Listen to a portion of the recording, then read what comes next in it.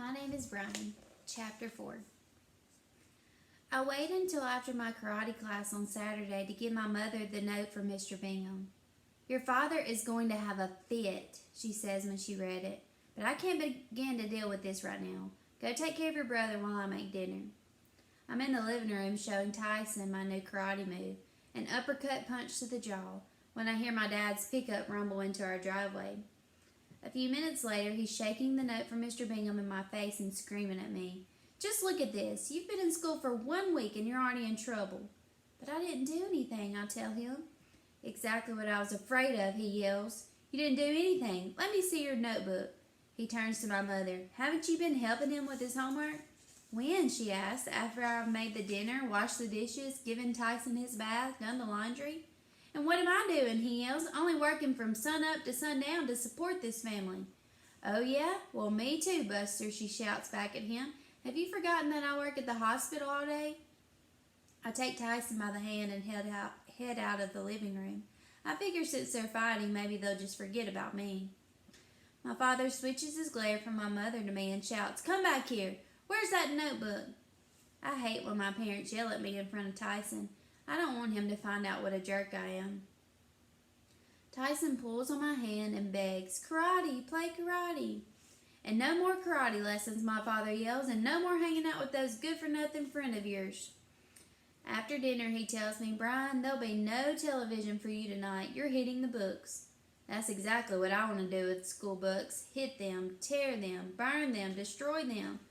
While my parents and Hillary are laughing at Saturday night sitcoms on TV, I'm in my room copying each of my spelling words 25 times. At 10 o'clock, my father comes in to check on my work and to test me. "We'll do this every night," he tells me. "I'm checking everything you do." He looks over at what I've written so far. "Incredible," he says. "Just look at that." He points to where I printed the word incredible. INCERDIBLE, he says. "It's in cred. CRED, not CERD. You misspelled it 25 times. How are you going to learn if you can't even copyright? And this handwriting, who can even read it?" "I can," I say. He yells, "Don't get fresh." Then he tests me on all the spelling words except incredible. I get 2 right and 10 wrong. Later, as I'm falling asleep, I think, my father's an incredibly mean man, and I'm an incredibly stupid boy. I'm also incredibly surprised at our meeting with Mr. Bingham on Monday morning. After he shakes hands with my mother and father, he says, "I've asked you here to tell you how bright your son is and to discuss ways that we can help him use his intelligence to improve his schoolwork. Brian is a very smart young man." "Brian? Smart?" My father looks confused. "Me?" I say. "I've always told you he was smart," my mother tells my father. "I've always told you he was lazy," my father tells my mother. Are my parents going to start arguing in front of Mr. Bingham? "I don't think Brian has been lazy," Mr. Bingham says. "I think he's been discouraged." He looks at me. "I bet that at the beginning of the school year you promised yourself you would do better in your schoolwork than you did last year, that you would work extra hard. I think you told yourself, 'I can do it.'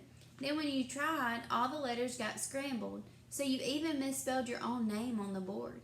He looks right into my eyes, right into my brain. "Is that what happened?" "Yes," I whispered. "That's what happened. I said to myself I can do it, but I couldn't." I knew that Mr. Bingham is no ordinary person. In addition to being the strongest man in Sharon or maybe in all of Connecticut, he's a mind reader.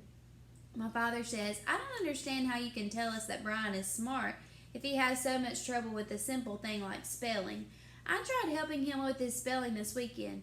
No matter how many times he wrote those words, he could not get them right."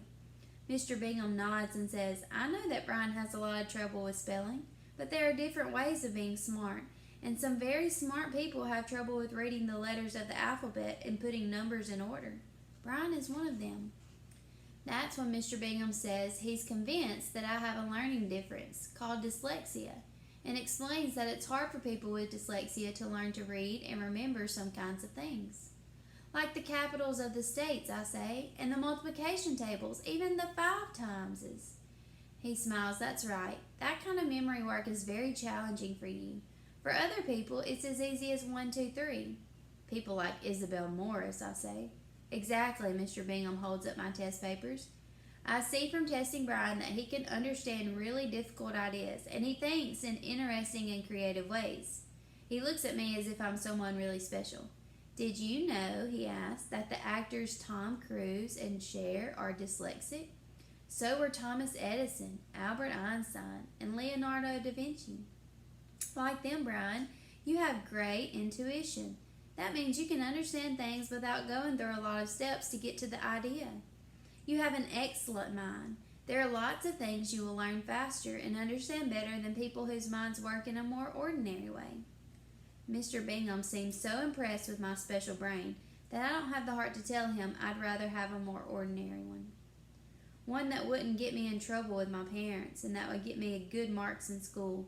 He has all sort of plans for me and my brain. First of all, he wants my parents to say that it's okay for me to take more tests with a specialist to find out more about my learning differences and to make it official on my school record that I am dyslexic. Next, he wants me to start going to the resource room during study period to get help with my homework. And I'm going to give you extra help too, he tells me. We'll find a way to get you over some of these reading problems. He looks me right in the eyes. You're going to have to work hard. Now that I know how interestingly your mind works, I'm going to expect a lot more from you in school. I want you to start making a real contribution to the class. And don't worry, I'll know what kind of questions to ask you. That's when my father says he will help me at home. Mr. Bingham reads my mind again and says that he thinks my father makes me nervous when he helps me, and he asked if my mother could do it. I could help him if someone else did the dishes for a change, my mother tells my father. My father says doing the dishes is a lot easier than helping me with my homework. Mr. Bingham says that the best help would be if they could hire a tutor to work with me once or twice a week. My father says that we can't afford it and that besides it's up to the school to help me. That's what he pays taxes for. I'm embarrassed that he says that, but Mr. Bingham agrees with him. Both my parents say it's okay for me to take the special test. Now tell me, Mr. Bingham says, what are some of the things that you like to do, Brian? What are you good at? My mother answers for me. Brian's good with his hands. He can design and build brilliantly, just like his father and grandfather. She tells him all about the fancy birdhouses I made with Grandpa Al when I was only 8, and how we sold them at the August craft fair on the town green. Mr. Bingham thinks that's a big deal. But he should be good at book learning, my father says. That's what we're here to talk about. And what about sports, Mr. Bingham asks? Physical activities. Soccer and swimming, my mother's answering for me again. But Mr. Bingham is looking right at me. Anything else, he asks? Karate, I answer. I'm a brown belt. A brown belt at your age, he says? That's pretty impressive. Listen to me, Brian. No matter how much extra work we load on you, be sure to leave time for building and karate. Promise me that, will you? I look at my dad. He shrugs and nods. I smile at Mr. Bingham and say, sure, why not? Later, at the beginning of recess, the Jokers Club beats the 7th graders to the soccer field. For a couple minutes, we have the whole field to ourselves. You must be in big trouble with Mr. Big, John yells to me as we take positions. I saw your mother and father in the hall. Dan throws me the ball. Maybe you better cool it on the big jokes, he says. I'm about to tell them that I'm not in trouble, but decide they probably aren't very interested in how smart I am. What would I say? Guess what? I really am Brian the Brain. They would tease me for sure. None of us do good in school, which is part of why we're such good friends. Hey man, I say as I kick the ball to Richie, I can handle it. But I wonder, can I? That night, when I get into bed, I lay awake in the dark for a long time, thinking about the meeting with my parents and Mr. Bingham. He said I'm smart, that I'm a good thinker. I remember times in school when I knew the answer before the other kids, but I just couldn't say it out loud. And I remember the time during 5th grade science class when we studied how an internal combustion engine works. I knew how it worked as soon as I looked at the thing. I just couldn't have explained it to everyone else the way the teacher did. So no one knew I knew. But now, because of the test, Mr. Bingham knows I know how to think about a lot of things. For a while, I wonder what my friends would do if they found out I was smart. Would we still be friends?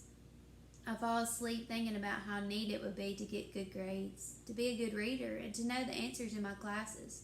More answers than even Isabel Morris. And how great it would be to learn anything I wanted to to become anything I wanted to be, a doctor or a lawyer or a scientist who understands everything about the Canada goose.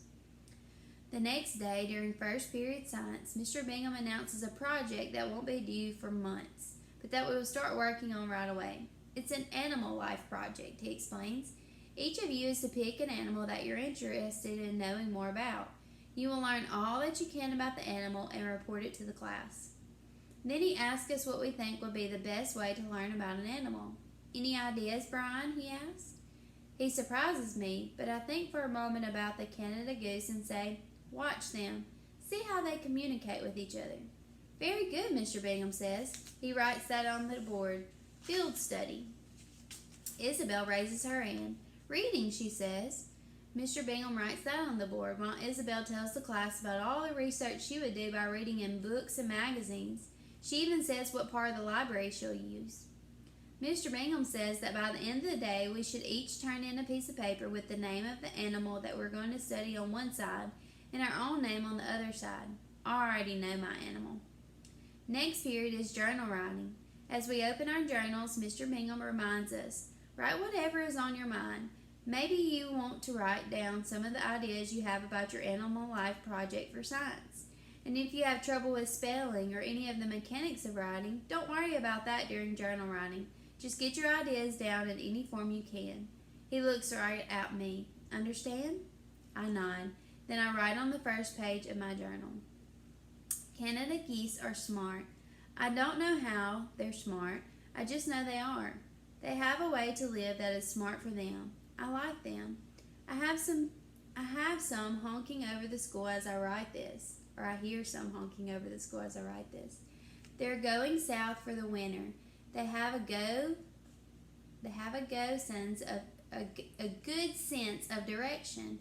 I have an awful sense of direction, and I don't know left from right sometimes. When I get older, I want to travel, but what if I get lost all the time? His journal is really difficult to read because of all the misspelled words. The next day, I spend the whole morning at the high school taking tests with Dr. Ruth Jenner, who knows all about dyslexia. It's a long time to be taking tests, but they're not as hard as I thought they would be. When I meet up with the other jokers at lunch, I tell them I missed school because I had a doctor's appointment. That afternoon, Mr. Bingham says, resource room people, let's put a move on. Every day during study period, 3 of the kids in our class go to the resource room. Jay Kim, a Korean boy who doesn't know English very well, Jenny, who's deaf, and Leonard, who's not so smart since he hit his head in a bike accident. He wasn't wearing a helmet. I always wear my helmet when I ride my bike, but I still have to go to the resource room. I get up to follow the others out of the room. John looks pretty surprised when I pass his desk.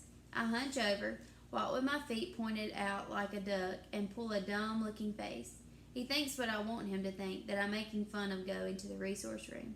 He laughs. Dan and Richie laugh too, and so do a few of the other kids. The Jokers Club members scratch their heads. Mr. Bingham doesn't laugh or say anything. He just looks at me and raises his right eyebrow. I stand up straight and leave the room as fast as I can without running. The resource room is smaller than a regular classroom, which is okay because there are only a few kids in there at a time. Miss Crandall starts out by talking to each kid. When she gets to me, she asks what my biggest problem is with homework. Social studies, I tell her. She asks to see the notes that I took in class that day. Right away, there's a big problem. Neither of us can read what I wrote. I can't listen and write at the same time, I tell her. A lot of people have that problem, she says. See me at the end of the session. I have something that'll help you. When the bell rings and Jenny, Jay, and Leonard have left, Miss Crandall reaches into her desk drawer. This should help you with note-taking, she says. She pulls out a tape recorder and hands it to me. I stare at it. How's a tape recorder going to help? She explains that from now on, I'll sit in the first row in social studies class and record the part of class where everyone else is taking notes.